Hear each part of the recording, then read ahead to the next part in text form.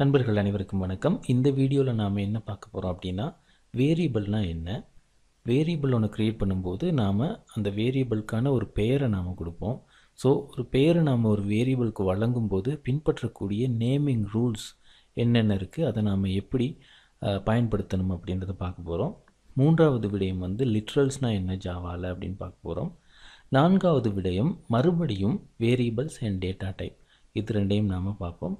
ஐந்தாவது type casting அப்படின்ற ஒரு விடயத்தை பார்ப்போம். கண்டிப்பாக இந்த வீடியோ கொஞ்சம் நீண்ட வீடியோவாக தான் இருக்கும் அப்படின்னு நான் நம்புகிறேன். ஸோ தாமதிக்காமல் நாம் நம்மளுடைய லெசனை ஆரம்பிக்கலாம். ஓகே,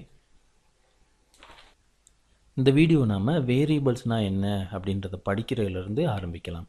ஓகே, ஜாவாவில் மட்டும் இல்லை, எந்த ஒரு ப்ரோக்ராமிங் லாங்குவேஜ்னு எடுத்தாலும் அதில் வந்து வேரியபிள் அப்படின்ற ஒரு கான்செப்ட் வந்து ரொம்ப ரொம்ப முக்கியமானது. ஏன் அப்படின்னா, நாம் ஒரு ப்ரோக்ராமை எழுதும்போது அதுக்குள்ளே சில டேட்டாஸை ஸ்டோர் பண்ணி அதுக்கு பிறகு கையாள வேண்டியிருக்கு. சரியா?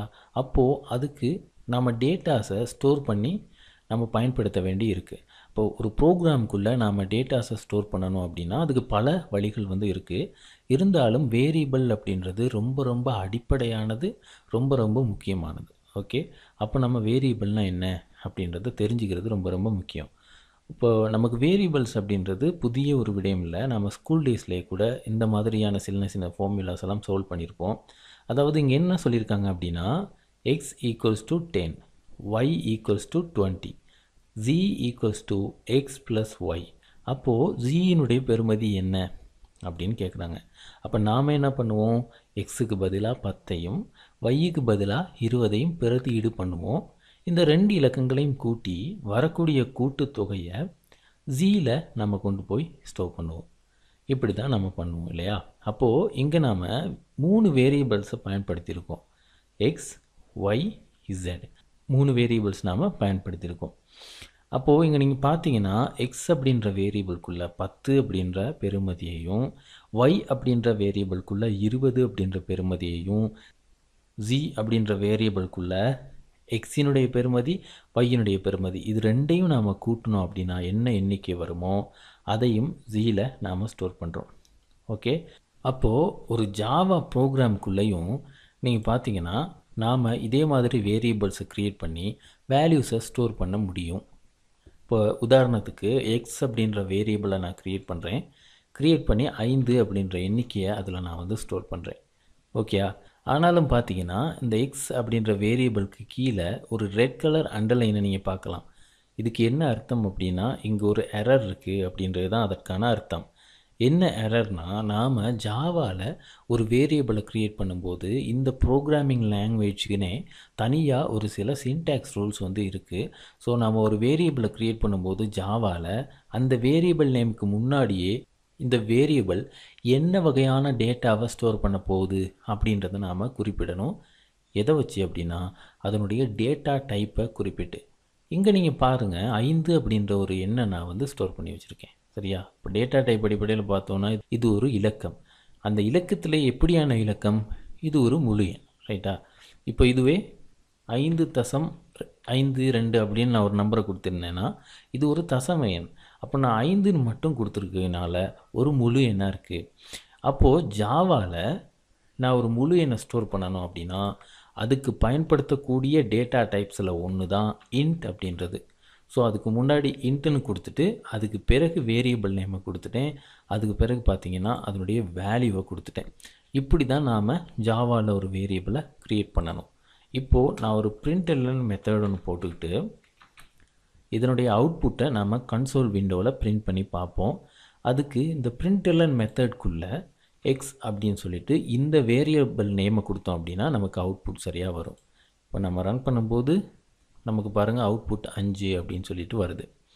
ஓகே, அப்போது ஜாவா ப்ரோக்ராமிங் லாங்குவேஜில் ஒரு ஒரு ஒரு முழு எண்ணை நாம் ஸ்டோர் பண்ணணும் அப்படின்னா, ஒரு இன்டீஜர் வேல்யூவை ஸ்டோர் பண்ணணும் அப்படின்னா அதுக்கு ஒரே ஒரு டேட்டா டைப் தான் இருக்கா அப்படின்னு ஒரு கேள்வி கேட்டிங்கன்னா இல்லை, அதுக்கு 4 டேட்டா டைப்ஸ் வந்து நமக்கு இருக்குது.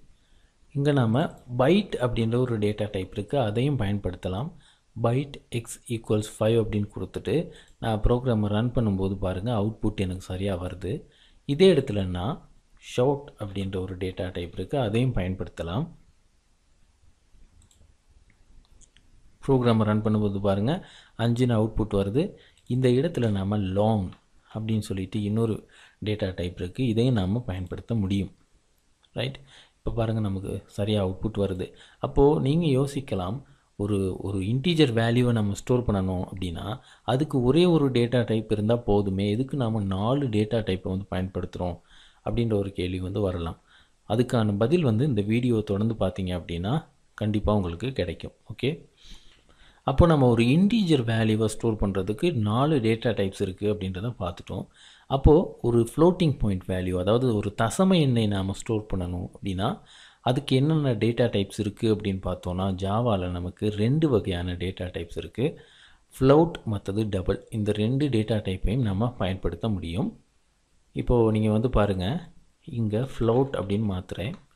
ஃப்ளோட்னு கொடுத்துட்டு ஒரு தசம எண் அப்படிங்கும்போது நாம் 5.25 இந்த மாதிரி தசம எண்களை நாம் ஸ்டோர் பண்ண முடியும். இங்கே வந்து பாருங்கள், நாம் கொடுத்துருக்கக்கூடிய இலக்கத்துக்கு கீழே எரர் ஒன்று இருக்கிறத நம்ம பார்க்கலாம். ஃப்ளோட் அப்படின்ற டேட்டா டைப்பை நம்ம பயன்படுத்தணும்னா நாம் இங்கே வேல்யூவை கொடுக்குறோம் இல்லையா, இந்த வேல்யூவுக்கு பின்னாடி எஃப் அப்படின்ற ஒரு எழுத்தையும் கொடுக்கணும். பார்த்திங்கன்னா இப்போது அந்த எரர் வந்து போயிடுச்சு. இப்போது ப்ரோக்ராமை நான் ரன் பண்ணேன் அப்படின்னா எனக்கு சரியான அவுட்புட் வந்து இங்கே வரும். ஓகே, அடுத்து டபுள் அப்படின்னு ஒரு டேட்டா டைப் இருக்குது. டபுள் அப்படின்ற டேட்டா டைப்பை பயன்படுத்தணும் அப்படின்னா நாம் இந்த இலக்கத்துக்கு பின்னாடி டி அப்படின்னு கொடுக்கணும். சரி, இப்போ பாருங்கள் சரியாக நமக்கு அவுட்புட் வந்து வருது. அப்போது முழு எண்களை ஸ்டோர் பண்ணுறதுக்கு நமக்கு 4 வகையான டேட்டா டைப்ஸ் இருக்குது. தசம எண்களை ஸ்டோர் பண்ணுறதுக்கு நமக்கு 2 வகையான டேட்டா டைப்ஸ் இருக்குது. அடுத்ததாக நாம் பார்க்க போகிறது, ஒரு வேரியபிளை க்ரியேட் பண்ணி அதில் ஒரே ஒரு எழுத்தை மட்டும் நாம் ஸ்டோர் பண்ணணும் அப்படின்னா அதுக்கு சார் அப்படின்ற டேட்டா டைப்பை நாம் பயன்படுத்தணும். சார் சிங்கிள் கோட் பயன்படுத்திக்கோங்க. அதில் வந்து நாம் ஸ்டோர் பண்ணக்கூடிய எழுத்தையும் கொடுத்துடலாம். வேரியபிள் நேமையும் நாம் மாற்றிக்குவோம். LETR லெட்டர் அப்படின்றதுக்கான சுருக்கத்தை தான் நான் இப்படி கொடுத்துருக்கேன்.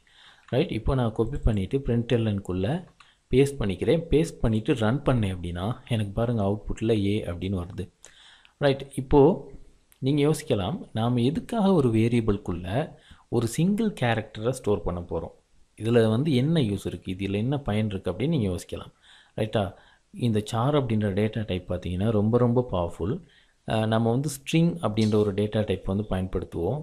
அதில் வந்து நிறைய மெத்தட்ஸும் நம்ம க்ரியேட் பண்ணலாம், ஆல்ரெடி இருக்குது. இந்த மாதிரி மெத்தட்ஸ்லாம் நம்ம க்ரியேட் பண்ணுறதுக்கு பார்த்திங்கன்னா இந்த சார் அப்படின்ற டேட்டா டைப்பை அதிகமாக பயன்படுத்தியிருப்பாங்க.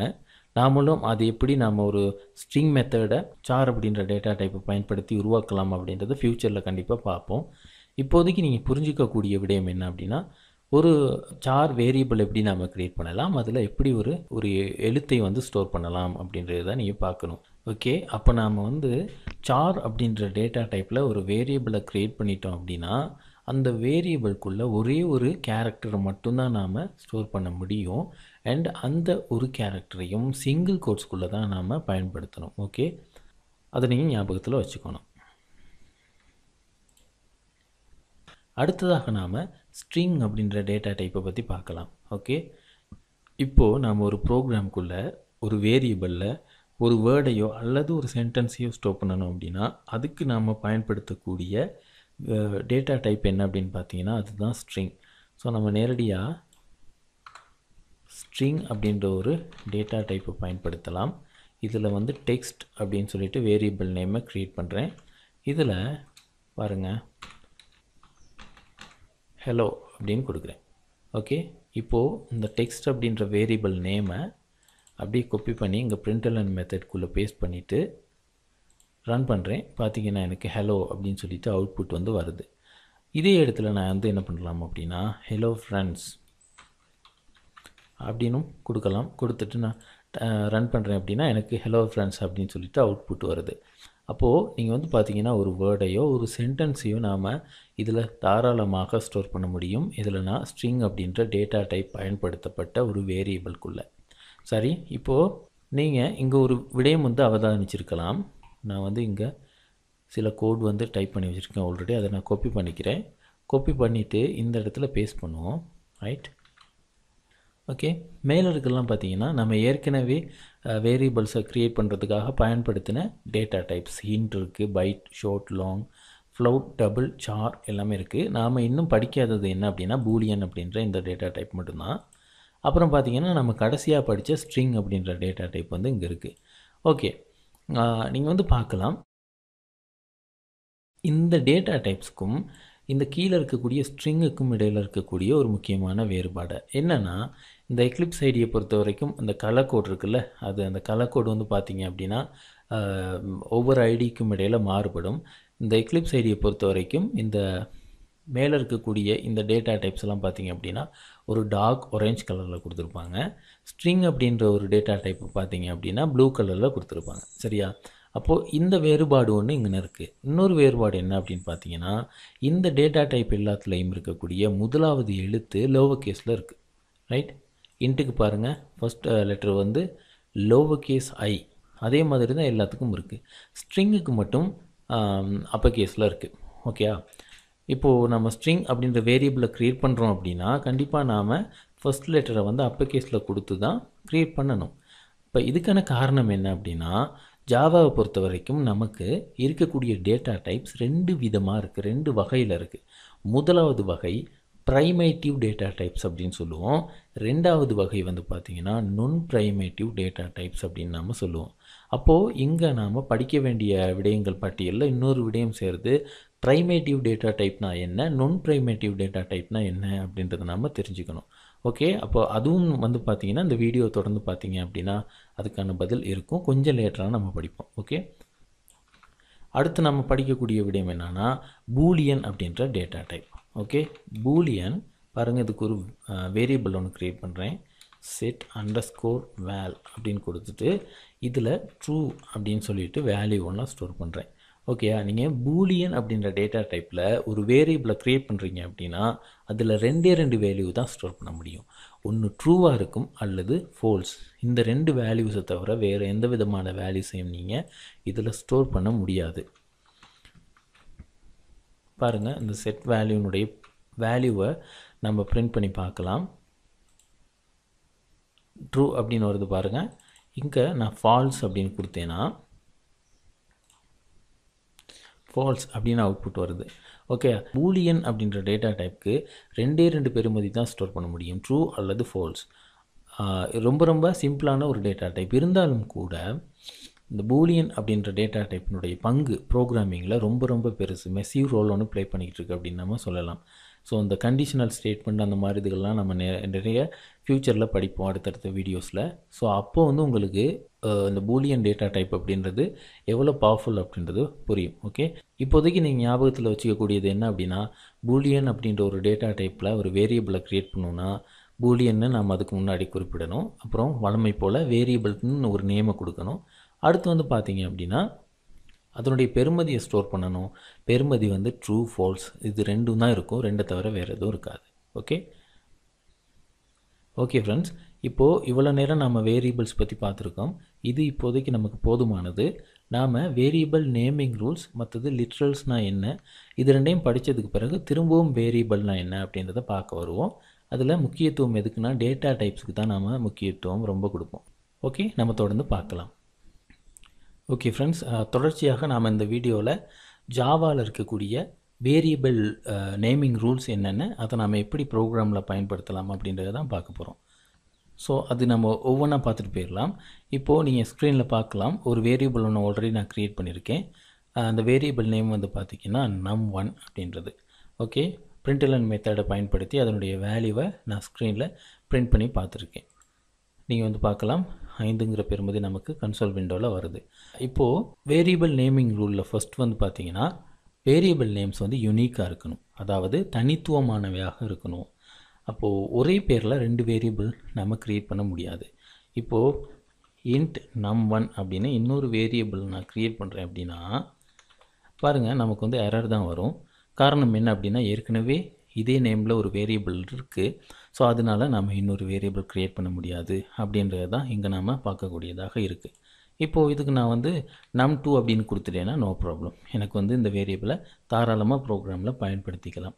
ரெண்டாவது நேமிங் ரூல் என்னன்னு பார்த்தீங்கன்னா, ஒரு வேரியபிள் நேம் கண்டிப்பாக ஒரு எழுத்தில் அல்லது ஒரு அண்டர்ஸ்கோர் கேரக்டரில் அல்லது ஒரு $சைனில் ஆரம்பிக்கலாம்.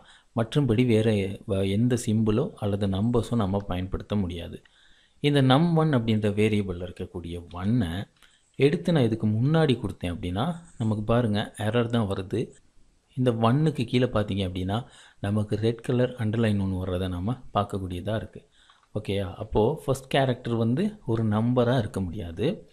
அதுக்கப்புறம் பார்த்தீங்கன்னா வேறு எந்த சிம்பிளையும் நம்ம பயன்படுத்தக்கூடாது. ஸ்டார் அல்லது and symbol, cap symbol, percentage symbol, இந்த மாதிரி எந்த சிம்பிளையும் நம்ம வந்து பயன்படுத்த முடியாது. நம்ம பயன்படுத்தக்கூடிய ரெண்டு சிம்பிள் இருக்குது. என்னென்னா அண்டர்ஸ்கோர் கேரக்டர் பயன்படுத்தலாம் அல்லது டாலர் சைன் பயன்படுத்தலாம். இப்போ பாருங்கள் நான் இங்கே டாலர் சைன் பயன்படுத்தியிருக்கேன். அதே மாதிரி இங்கேயும் டாலர் சைனை கொடுத்துட்டேன் அப்படின்னா எனக்கு எந்த விதமான பிரச்சனையும் இல்லாமல் இந்த ப்ரோக்ராம் வந்து ரன் ஆகும். அப்போது நம்ம வேரியபிள் க்ரியேட் பண்ணும்போது இந்த ரூலை ஃபாலோ பண்ணணும். கண்டிப்பாக ஒரு வேரியபிள் நேமில் இருக்கக்கூடிய முதலாவது கேரக்டர் ஒரு எழுத்தாக, அண்டர்ஸ்கோர் கேரக்டராக, டாலர் சைனராக இருக்கலாம். மற்றபடி வேறு எதையும் நாம் பயன்படுத்த முடியாது. ஓகே, ஒரு வேரியபிள் நேம்க்கு இடையில் எந்த விதமான ஸ்பேஸும் இருக்க முடியாது. அடுத்த ரூல். ஓகே, இங்கே வந்து பாருங்கள் நான் ஸ்பேஸ் ஆட் பண்ணுறேன் அப்படின்னா நமக்கு வந்து பாருங்கள் எரர் வருது. ஸோ எந்த விதமான ஸ்பேஸும் ஒரு வேரியபிள் நேம்க்கு இடையில் இருக்க முடியாது. அடுத்து வந்து நம்ம பார்த்தோம் அப்படின்னா வேரியபிள் நேம்ஸ் வந்து கேஸ் சென்சிட்டிவ்.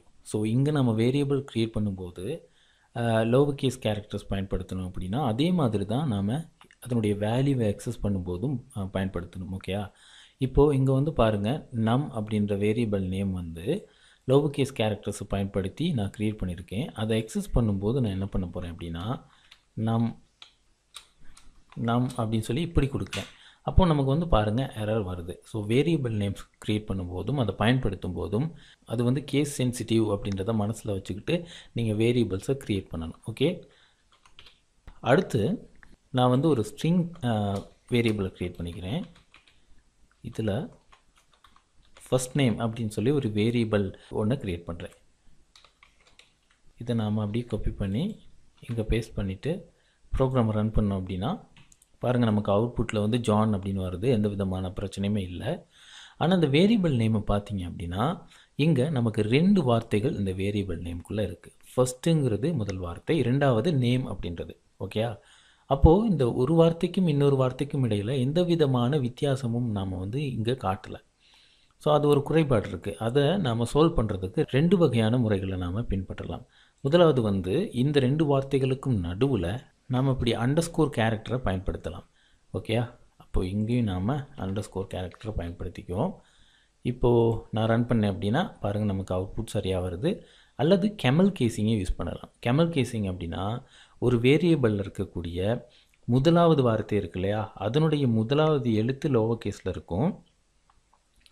அடுத்து வரக்கூடிய 2வது வார்த்தையினுடைய முதலாவது எழுத்து அப்பர் கேஸில் இருக்கும். நீங்கள் வந்து பார்க்கலாம். பாருங்கள், ஃபர்ஸ்ட் அப்படின்றதனுடைய முதல் எழுத்து எஃப், இது வந்து லோவர் கேஸில் இருக்குது. நேம் அப்படின்றதனுடைய முதலாவது எழுத்து என், இது வந்து அப்பர் கேஸில் இருக்குது. இதைத்தான் நாம் வந்து கெமல் கேசிங் அப்படின்னு நாம் சொல்லுவோம். ஓகே, இந்த 2 மெத்தடையும் நாம் ஒரு 2 வார்த்தைகள் வரக்கூடிய வேரியபிள் நேமாக இருந்தாலும் சரி, ஒரு வேரியபிள் நேம்குள்ளே 2 விட அதிகமான வார்த்தைகள் வருமாக இருந்தாலும் சரி, அப்போவும் நாம் பயன்படுத்தலாம். எந்த விதமான பிரச்சனையும் இல்லை. ஓகே, அடுத்த விதி என்ன அப்படின்னா ஜாவாவில் இருக்கக்கூடிய ரிசர்வ்டு கீவேர்ட்ஸை நாம் வந்து வேரியபிள் நேமுக்கு பயன்படுத்த முடியாது. இப்போ உதாரணத்துக்கு நீங்கள் பார்த்தீங்க அப்படின்னா நாம் இன்ட் அப்படின்ற ஒரு கீவேர்டை பயன்படுத்தியிருந்தோம். அது எதுக்காக நாம் பயன்படுத்தணும் அப்படின்னா ஒரு வேரியபிளை க்ரியேட் பண்ணும்போது அந்த வேரியபிள்குள்ளே நாம் ஒரு இன்டீஜர் வேல்யூவை ஸ்டோர் பண்ண போகிறோம் அப்படின்றத ப்ரோக்ராமுக்கு உணர்த்துறதுக்காக நாம் வந்து பயன்படுத்தணும் இந்த இன்ட் அப்படின்ற கீவேர்டை. அப்போது இவைகள்லாம் வந்து பார்த்திங்க அப்படின்னா ஒரு விசேடமான தேவைக்காக இந்த ப்ரோக்ராமில் பயன்படுத்தப்படுது இல்லையா? ஸோ அதை வந்து நாம் நம்மளுடைய ஒரு வேரியபிள் நேமுக்காக பயன்படுத்தக்கூடாது. அது அந்த இடத்துல வந்து எரர்ஸை தான் க்ரியேட் பண்ணும். ஸோ நான் இன்ட் அப்படின்ற கீவேர்டை என்னுடைய வேரியபிள் நேமாக பயன்படுத்துகிறேன், பார்த்தீங்கன்னா எரர் வருது. ஸோ ப்ரோக்ராம் அதை வந்து அலோவ் பண்ணாது. ஸோ நாம் வந்து கீவேர்ட்ஸை வேரியபிள் நேம்ஸாக பயன்படுத்த முடியாது. அதே நேரத்தில் ஒரு சில சேஞ்சஸை நம்ம பண்ணி அதை வந்து பயன்படுத்த முடியும். இப்போ மை இன்ட் அப்படின்னு கொடுக்குறேன் பாருங்கள், கொடுத்தா இது வந்து ஒரு லீகல் வேரியபிள் நேம். ஓகே, இப்படி நம்ம பயன்படுத்த முடியும். எக்ஸாக்டாக அந்த கீவேர்டு எப்படி இருக்கோ அதே மாதிரி நாம் பயன்படுத்த முடியாது. ஸோ நம்ம வந்து ஜாவாவில் இருக்கக்கூடிய கீவேர்ட்ஸையும் நாம் வந்து பார்த்துடலாம்.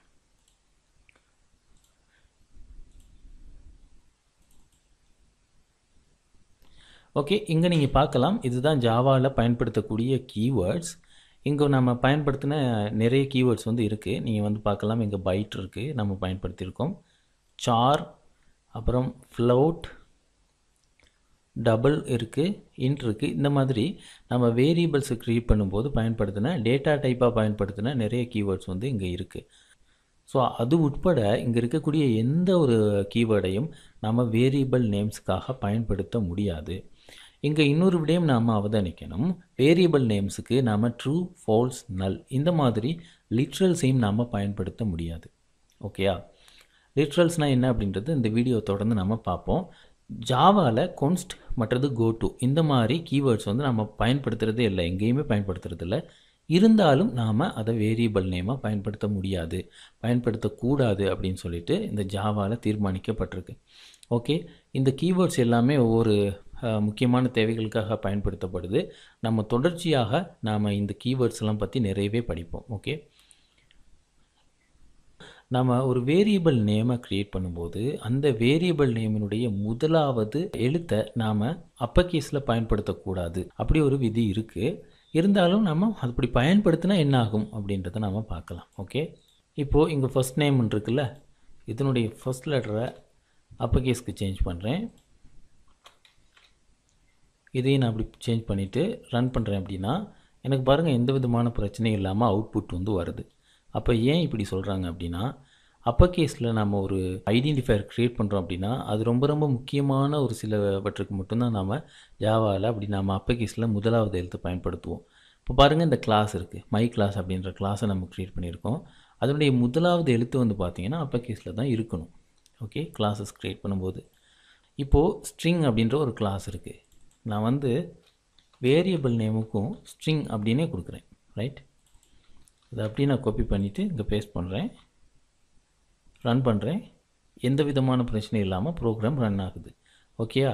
இதே நேரத்தில் பாருங்கள், ஸ்ட்ரிங் அப்படின்றது ஒரு கிளாஸ் நேம், ஸ்ட்ரிங் அப்படின்ற கிளாஸினுடைய நேம். அதை நான் வேரியபிள் நேமாக பயன்படுத்தினேன் அப்படின்னாலும் எனக்கு வந்து அவுட்புட் எந்த விதமான பிரச்சனையும் இல்லாமல் வருது. ரைட்டா? இப்போ இதே இடத்துல சிஸ்டம்னு கொடுக்குறேன், கொடுத்தா என்ன ஆகும், எனக்கு வந்து எரர் வருது. ஓகேயா? இதையே நம்ம காப்பி பண்ணி பேஸ்ட் பண்ணி பார்த்துருவோம். பாருங்கள், நமக்கு வந்து எரர் வருது, இந்த ப்ரோக்ராம் சரியாக ஒர்க் ஆகலை. அப்போது பார்த்தீங்க அப்படின்னா ஸ்ட்ரிங் அப்படின்னு வேரியபிள் நேமை க்ரியேட் பண்ணும்போது ஓகே வேலை செய்யுது. அதே சிஸ்டம்னு நான் க்ரியேட் பண்ணேன் அப்படின்னா அங்கே எரர் வருது. விளங்குதா? இப்போ இந்த மாதிரி சில கன்ஃப்ளிக்ட்ஸ் வந்துடக்கூடாது அப்படின்றதுக்காகத்தான் ஒரு வேரியபிள் நேமினுடைய ஃபஸ்ட் லெட்டரை அப்பர் கேஸில் பயன்படுத்தக்கூடாது அப்படின்னு நம்ம சொல்லுவோம். அடுத்த ரூல் என்ன அப்படின்னா, ஒரு வேரியபிள் நேமை நாம் க்ரியேட் பண்ணும்போது மீனிங்ஃபுல் நேமாக இருக்கணும் அது. ஓகே, இப்படி நான் ஒரு வேரியபிள் நேமை க்ரியேட் பண்ணுறேன் அப்படின்னா இதை கம்ப்ளீட்டாக லீகல். ஓகே, இப்போது இதை நான் காப்பி பண்ணி பேஸ்ட் பண்ணிவிட்டு ரன் பண்ணேன் அப்படின்னா எனக்கு அவுட்புட் வந்து தாராளமாக வரும், எந்த விதமான பிரச்சனையுமே இல்லை. ஆனால் நீங்கள் யோசித்து பார்க்கணும், இந்த வேரியபிள் நேமை உங்களால் மனசில் ஞாபகத்தில் வச்சுக்க இயலுமா? ஒரு ப்ரோக்ராம், ஒரு பெரிய ப்ரோக்ராம் எழுதும்போது நாம் க்ரியேட் பண்ணக்கூடிய வேரியபிள் நேம்ஸ் நமக்கு ஞாபகத்தில் இருக்கணும் கண்டிப்பாக. அப்போ தான் நம்ம ஈஸியாக ப்ரோக்ராமை வந்து எழுத முடியும். இப்போது இப்படி நாம் ஒரு வேரியபிள் நேமை க்ரியேட் பண்ணோன்னா என்னாகும், நமக்கு ஞாபகத்தில் வச்சுக்க முடியாது. ஸோ இந்த மாதிரி வேரியபிள் நேம்ஸ் வந்து க்ரியேட் பண்ண முடியாது. அடுத்து வந்து என்னென்னு பார்த்தீங்கன்னா,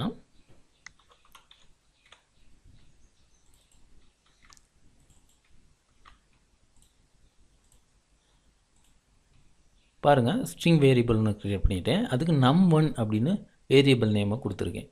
இப்போ num1 அப்படின்ற வேரியபிள் நேமை நீங்கள் ரீட் பண்ணும்போது நமக்கு என்ன மாதிரி ஒரு ஐடியா மைண்டில் வரும் அப்படின்னா, இந்த வேரியபிள்குள்ளே ஒரு நம்பர் வேல்யூவோ தான் இருக்கும். ஓகே, ஒரு இன்டீஜர் வேல்யூவோ அல்லது ஃப்ளோட்டிங் வேல்யூவோ என்னமோ இருக்கும். ரைட்டா? ஆனால் அதுக்குள்ளே பார்த்தீங்கன்னா ஸ்ட்ரிங் இருக்குது. ஸோ இங்கே வந்து பார்த்தீங்கன்னா நாம் ஒரு வேரியபிளை க்ரியேட் பண்ணும்போது அந்த வேரியபிள் நேமை வாசிக்கும்போது நமக்கு ஒரு மீனிங் கிடைக்குதுல்ல, ஒரு அர்த்தம். அதுக்கு ஏற்ற மாதிரி, அதுக்கு தகுந்த மாதிரியான வேல்யூவை வேரியபிளில் ஸ்டோர் பண்ணி பழகணும். Okay, right. இவ்வளோ தான் நம்ம வேரியபிள் நேமிங் ரூல்ஸ் பற்றி பார்க்கணும் அப்படின்னா பேச வேண்டிய முக்கியமான விடயங்கள். இது போக நாம் கடைசியாக ஒரு சின்ன விடயம் நம்ம பார்த்துடலாம். என்னென்னா, num1 அப்படின்னு ஒரு வேரியபிள் க்ரியேட் பண்ணுவோம். int num1 equals 10. int num2 equals to 20. Right? இப்போது இந்த 2 வேரியபிள்லையும் இருக்கக்கூடிய வேல்யூவை ஆட் பண்ணணும். அதுக்கு நாம் வந்து இங்கே num1 ப்ளஸ் num2 அப்படின்னு கொடுக்குறோம். கொடுத்துட்டு நான் ப்ரோக்ராமை ரன் பண்ணுறேன். பாருங்கள், எனக்கு 30 அப்படின்ற சரியான அவுட்புட் வருது. இதுக்கு முன்னாடி என்ன செய்ய போகிறேன் அப்படின்னா, ஒரு ஸ்ட்ரிங்கை ஆட் பண்ண போகிறேன். Total of num1 plus num2 அப்படின்னு கொடுக்குறேன். கொடுத்துட்டு நான் ப்ரோக்ராமை ரன் பண்ணேன் அப்படின்னா பாருங்கள், எனக்கு 1020 அப்படின்னு வருது. நமக்கு அவுட்புட் வந்து நாம் எதிர்பார்க்காத ஒரு விதத்தில் வந்திருக்கு. இந்த விடயம் ஏன் அப்படி நடந்துச்சு அப்படின்னா, நாம் ஸ்ட்ரிங்கையும் மற்ற டேட்டா டைப்ஸையும் ஒன்றா பயன்படுத்தும் போது ரொம்ப கவனமாக இருக்கணும். நீங்கள் வந்து பாருங்கள், இந்த println மெத்தடுக்குள்ளே இதுக்கு முன்னாடி ஸ்ட்ரிங்கை பயன்படுத்திட்டீங்க இல்லையா? அப்போது இந்த ப்ரோக்ராம் என்ன செய்யணும் அப்படின்னா, ஒரு ஸ்ட்ரிங்கோட இன்னொரு வேல்யூவை சேர்க்கும்போது அதையும் ஸ்ட்ரிங்காக கொண்டு வந்து கன்வெர்ட் பண்ணிடும். ஓகே, இப்போ num1 அப்படின்றது ஒரு இன்டீஜர் வேரியபிள். அதில் இருக்கக்கூடிய வேல்யூ வந்து ஒரு இன்டீஜர் வேல்யூ. அந்த வேல்யூவை ஸ்ட்ரிங்காக கன்வெர்ட் பண்ணி நமக்கு கொண்டு வந்து இங்கே சேர்த்துரும். ஸோ ஒரு ஸ்ட்ரிங்கோட இன்னொரு ஸ்ட்ரிங் சேரும்போது அதை நாம் வந்து ஆடிங்னு சொல்ல மாட்டோம். நம்பரோட நம்பர் சேர்ந்தால் தான் அதை ஆடிங்னு சொல்லுவோம். 10ஓட 20 கூட்டணும் அப்படின்னா நம்ம வந்து நம்பர்ஸை ஆட் பண்ணுறோம் அப்படின்னு அர்த்தம். ஒரு ஸ்ட்ரிங்கோட இன்னொரு ஸ்ட்ரிங்கை நம்ம சேர்த்தோம் அப்படின்னா அதை கன்காட்டினேஷன் அப்படின்னு நம்ம சொல்லுவோம். சரியா? இப்போ அந்த ப்ரோக்ராம் என்ன செஞ்சிருச்சு அப்படின்னா, முதலாவது இங்கே இருக்கக்கூடிய இந்த ஸ்ட்ரிங்கை கொண்டு வந்து இங்கே ஃபஸ்ட்டில் வச்சிருச்சு. சரியா? அடுத்து வரக்கூடிய வேல்யூ எது? இந்த 10 அப்படின்றது.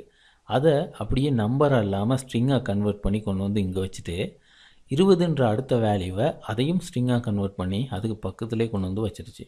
ஸோ இந்த மாதிரி நாம் ஸ்ட்ரிங்கோட மற்ற வேரியபிள்ஸை பயன்படுத்தும் போது இந்த மாதிரியான சில பிரச்சனைகள் வரும். அதனால் அன்எக்ஸ்பெக்டட் அவுட்புட் நமக்கு வர்றதுக்கு வாய்ப்புகள் இருக்குது. அதனால் நீ இதை ரொம்ப நிதானமாக ப்ரோக்ராமில் பயன்படுத்தணும்.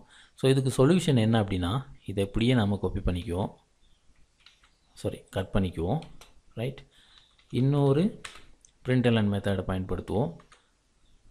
அங்கே கொண்டு போய் எப்படி நம்ம கொடுக்கலாம். ரைட், இப்போ பாருங்கள், நமக்கு total of num1 plus num2 வந்து 30 அப்படின்னு வந்துருச்சு. அப்போது இல்லை ரெண்டும் ஒன்றா ஒரே லைனில் வரணும் அப்படின்னா இதை பிரிண்ட் அப்படின்னு மாற்றிட்டிங்கன்னா பாருங்கள், நமக்கு ரெண்டும் ஒரே லைனில் வருது. பிரிண்ட் மெத்தடுக்கும் println மெத்தடுக்கும் என்ன அப்படின்னா, ஒவ்வொரு ஸ்டேட்மெண்ட்டும் println மெத்தடில் தனித்தனியாக அதனுடைய தனித்தனியான லைனில் வரும். பிரிண்ட் மெத்தடில் எல்லாமே ஒரே லைனில் வரும். ஓகே, அண்ட் இதை விடையெல்லாம் ரொம்ப ஈஸியான மெத்தட் என்ன அப்படின்னு பார்த்தீங்கன்னா, இதை வந்து நம்ம println அப்படின்னே மாற்றிடுவோம். ரைட், இதை அப்படியே நம்ம கட் பண்ணி ஏற்கனவே எப்படி இருந்ததோ அதே மாதிரி இங்கே வந்து வச்சுருவோம். ரைட், இப்போது இதை நம்ம அழிச்சிடலாம். அழிச்சிட்டு ரன் பண்ணி பார்த்தோம் அப்படின்னா பாருங்கள், நமக்கு அவுட்புட் வந்து ஏற்கனவே நம்ம பார்த்த மாதிரி total of num1 plus num2 is அப்படின்னு வந்து 1020 அப்படின்னு வந்திருக்கு. ஸோ நம்ம என்ன பண்ணணும் அப்படின்னா, num1 இந்த num2 இது ரெண்டும் இருக்குல்ல, இந்த ரெண்டையும் நாம் என்ன பண்ணலாம் அப்படின்னா இன்னொரு பேரந்தசிஸ்குள்ளே கொண்டு வரலாம். ஓகே, பாருங்கள், இப்படி கொடுத்துட்டு ப்ரோக்ராமை ரன் பண்ணோம் அப்படின்னா பாருங்கள், நமக்கு அவுட்புட் சரியாக வருது. ஸோ இப்படியும் நாம் வந்து இந்த ப்ராப்ளமை வந்து சால்வ் பண்ணலாம். ஓகே,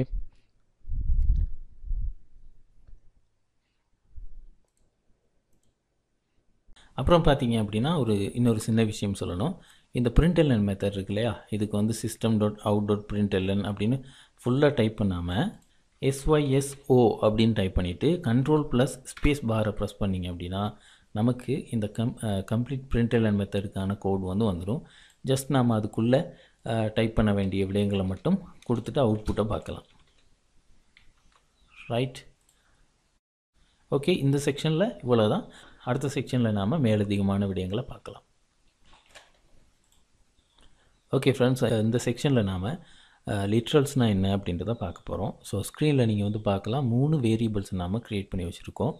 இந்த 3 வேரியபிளுமே பார்த்தீங்கன்னா வெவ்வேறுபட்ட டேட்டா டைப்பை சேர்ந்தது. முதலாவது இன்ட், ரெண்டாவது பூலியன், மூணாவது ஸ்ட்ரிங். ஓகே, ஒவ்வொரு வேரியபிள்லையும் நாம் வந்து பாருங்கள் ஒவ்வொரு வேல்யூவை ஸ்டோர் பண்ணி வச்சுருக்கோம். முதலாவதில் 50, ரெண்டாவதில் ட்ரூ, மூணாவது வேரியபிளில் ஹெலோ அப்படின்னு சொல்லிட்டு ஒரு ஸ்ட்ரிங் இருக்குது. ஸோ நம்ம வந்து ஒரு வேரியபிளில் ஸ்டோர் பண்ணுற வேல்யூ இருக்கு இல்லையா, இதைத்தான் நாம் வந்து லிட்ரல் அப்படின்னு நம்ம சொல்லுவோம்.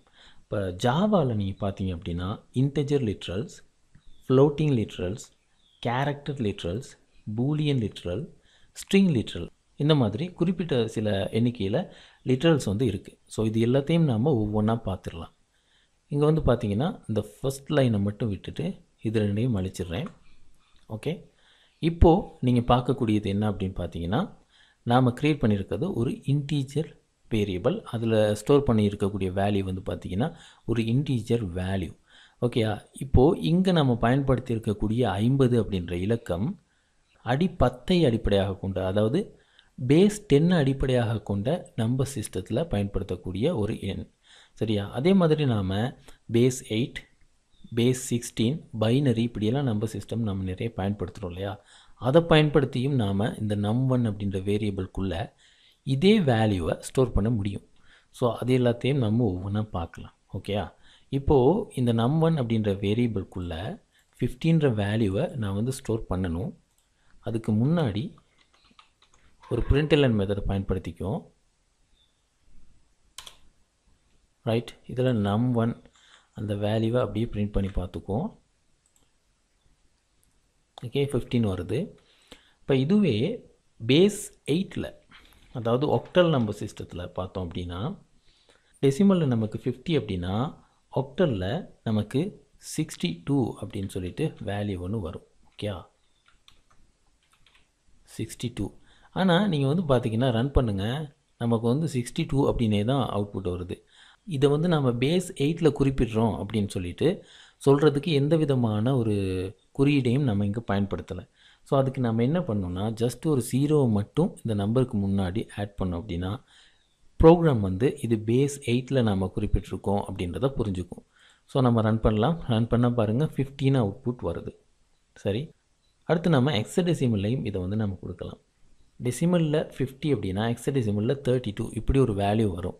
ஸோ இது ஹெக்ஸாடெசிமல் அப்படின்றத ப்ரோக்ராமுக்கு உணர்த்தணும் அப்படின்னா பிகினிங்கில் 0 அண்ட் எக்ஸ் இதை நம்ம ஆட் பண்ணணும். பண்ணிவிட்டு நம்ம ரன் பண்ணோம் அப்படின்னா பாருங்கள் 50 அப்படின்ற அவுட்புட் நமக்கு இங்கே வருது. சரியா, இது ஹெக்ஸாடெசிமல்.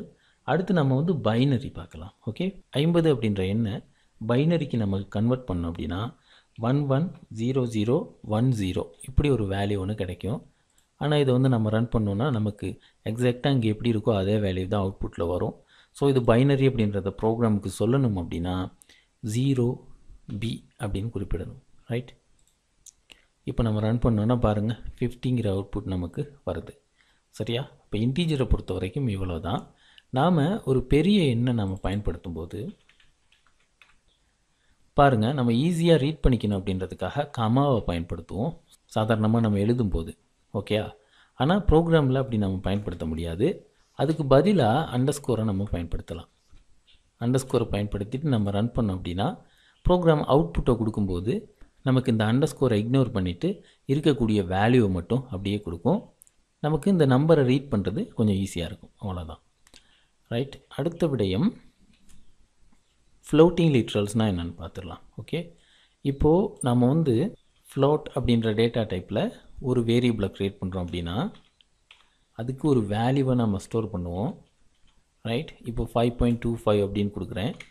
கொடுத்தா இந்த நம்பருக்கு பின்னாடி F அப்படின்னு நம்ம கொடுக்கணும். ரைட்டா, ஃப்ளோட்டிங் லிட்ரல்ஸை பொறுத்த வரைக்கும் ஃப்ளோட் டேட்டா டைப்பில் நம்ம இவ்வளோ தான் தெரிஞ்சுக்க வேண்டியது. அடுத்து டபுள் அப்படின்ற டேட்டா டைப்பில் நம்ம க்ரியேட் பண்ணோம் அப்படின்னா அதுக்கு இந்த நம்பருக்கு பின்னாடி D அப்படின்னு கொடுக்கணும். ஓகே, இவ்வளோ தான். ஓகே, நம்ம கேரக்டர் லிட்ரல்ஸ்னால் என்னென்னு பார்த்துடலாம். இப்போது அதுக்காக நான் ஒரு வேரியபிள் ஒன்று க்ரியேட் பண்ணிக்கிறேன். சார் அப்படின்ற டேட்டா டைப்பில் LTER அப்படின்றது வேரியபிள் நேம். இப்போது A அப்படின்ற எழுத்தை தான் நான் வந்து இந்த வேரியபிளில் ஸ்டோர் பண்ண போகிறேன். சரியா, இப்படி நாம் என்ன பண்ணலான்னா நேரடியாக வேரியபிளை க்ரியேட் பண்ணி நம்ம ஸ்டோர் பண்ண வேண்டிய கேரக்டரை நேரடியாகவே நம்ம இப்படி சிங்கிள் கோட்குள்ளே கொடுக்கலாம். ஸோ அவுட்புட்டில் நம்ம பார்த்தோம் அப்படின்னா நமக்கு வந்து இப்படி A அப்படின்ற எழுத்து வந்து அவுட்புட்டில் வருது. ஓகேயா, இப்போது நாம் வந்து ஒவ்வொரு கேரக்டருக்கும் ஒரு டெசிமல் வேல்யூ இருக்கும், அதையும் நாம் பயன்படுத்திக்கலாம்.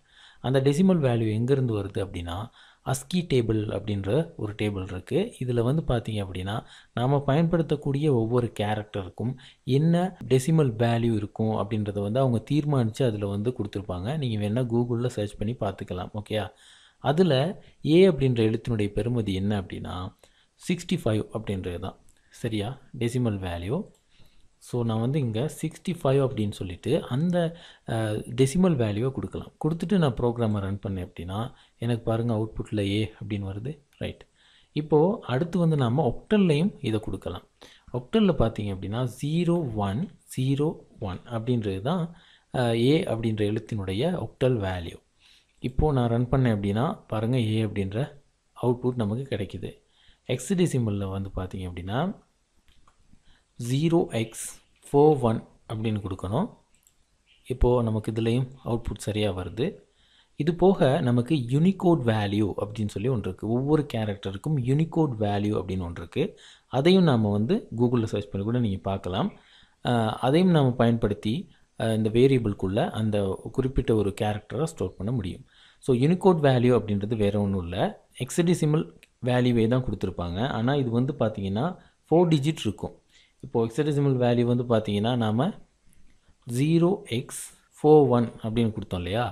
இப்போது யூனிகோட் வேல்யூவாக கொடுக்கும்போது அதை 0041 அப்படின்னு கொடுக்கணும் 4 டிஜிட்டில். அப்புறம் சிங்கிள் கோட்குள்ளேயும் இதை நாம் கொடுக்கணும். சரியா. இப்போது நமக்கு வந்து எரர் வருது இல்லையா. இந்த இடத்துல என்ன பண்ணணும் அப்படின்னா ஒரு பேக்ஸ்லாஷ் அப்புறம் ஒரு யூ இதை நம்ம ஆட் பண்ணோம் அப்படின்னா நமக்கு வந்து சரியான அவுட்புட் வரும்.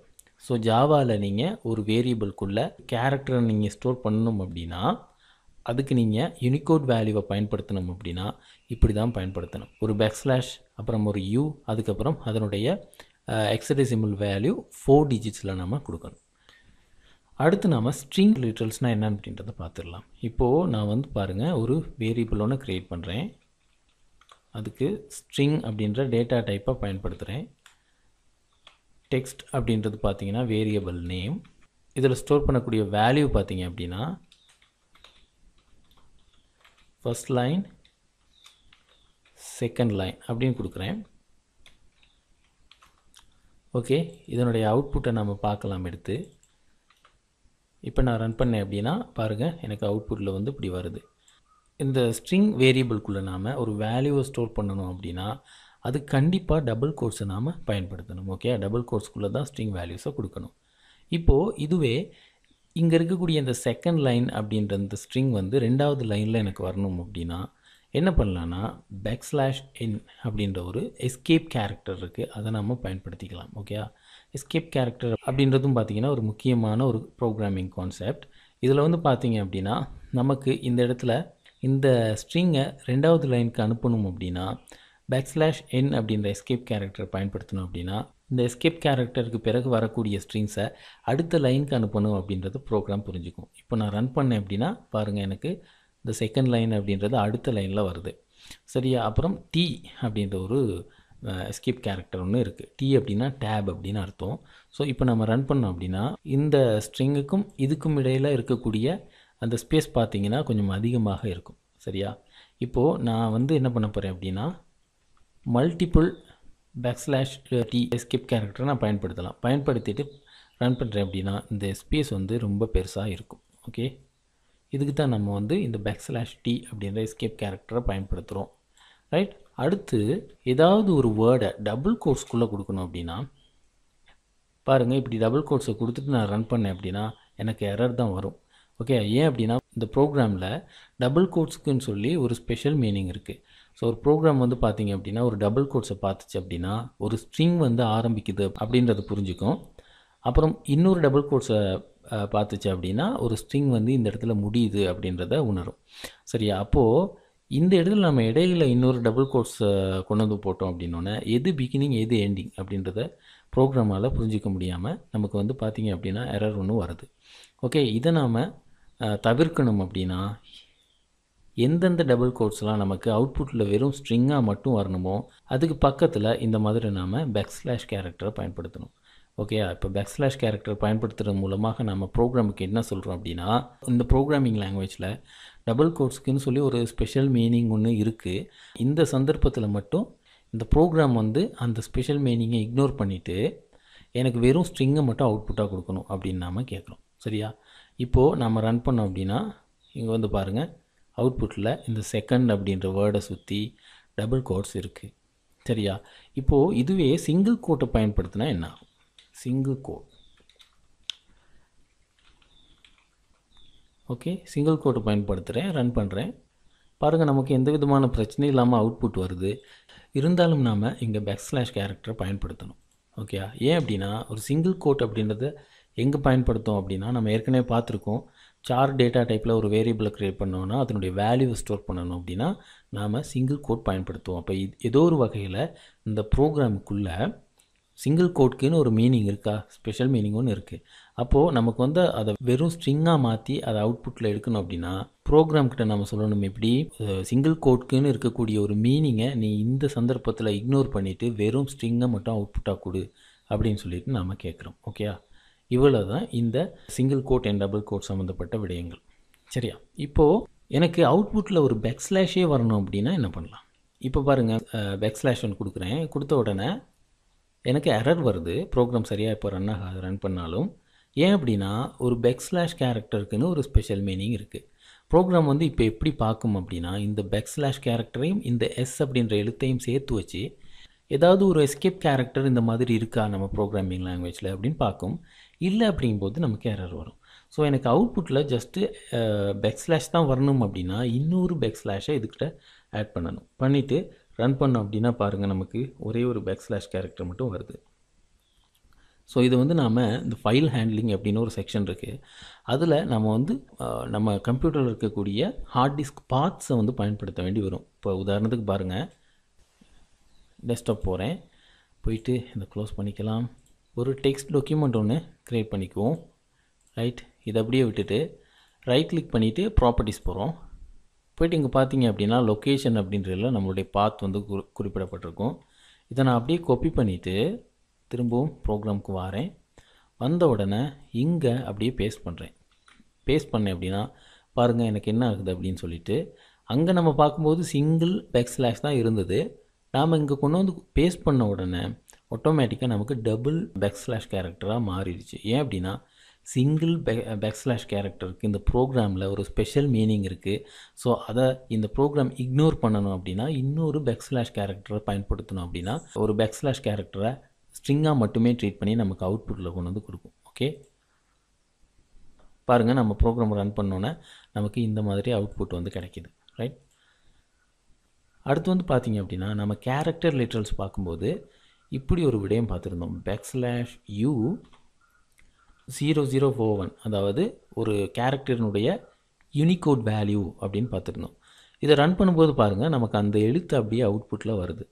நமக்கு எழுத்து அவுட்புட்டில் வராமல் எக்ஸாக்டாக இங்கே நம்ம என்ன கொடுத்துருக்கோமோ அது அப்படியே அவுட்புட்டில் வரணும் அப்படின்னா இதுக்கும் நம்ம இன்னொரு பேக்ஸ்லாஷ் கேரக்டரை பயன்படுத்தணும் அப்படின்னா பாருங்கள், ரன் பண்ணும்போது நமக்கு அந்த எழுத்து வராமல் இங்கே நம்ம பயன்படுத்தியிருக்கக்கூடிய வேல்யூ அவுட்புட்டாக கிடைக்கிது. ஓகே, இப்போது ஸ்ட்ரிங்கில் நீங்கள் ஒரு வேரியபிளை க்ரியேட் பண்ணிட்டீங்க அப்படின்னா நாம் நல் அப்படின்ற ஒரு லிட்ரல் இருக்குது, அதையும் நாம் ஸ்டோர் பண்ணலாம். நான் ப்ரோக்ராமை ரன் பண்ணேன் அப்படின்னா பாருங்கள், நல் அப்படின்னு சொல்லிவிட்டு எனக்கு அவுட்புட்டில் வேல்யூ வருது. ஸோ இது வந்து இப்போ நம்ம பயன்படுத்துகிற மாதிரி இருக்கிறத விட ஆப்ஜெக்ட் ஓரியன்டட் ப்ரோக்ராமிங் படிக்கும்போது அதில் நம்ம ஸ்ட்ரிங்கை பயன்படுத்திட்டு ஒரு ஸ்ட்ரிங்குக்கு வேல்யூவை நாம் ஸ்டோர் பண்ணாமல் விட்டோம் அப்படின்னா நல் அப்படின்ற வேல்யூவை டிஃபால்ட் வேல்யூவாக எடுத்துக்கும். ஓகே, அது எப்படி அப்படின்றத ஆப்ஜெக்ட் ஓரியன்டட் ப்ரோக்ராமிங் படிக்கும்போது நம்ம வந்து படிப்போம். இப்போது நல் அப்படின்ற லிட்ரல் அப்படின்றத நம்ம இப்படியும் பயன்படுத்தலாம் அப்படின்றத மட்டும் ஜஸ்ட்டு புரிஞ்சுக்கோங்க. ஓகே, ஸோ லிட்ரல் பற்றி நாம் பேசணும் அப்படின்னா ஜாவா பொறுத்த வரைக்கும் பேசக்கூடிய முக்கியமான விடயங்கள் இவ்வளோ தான். ஓகே,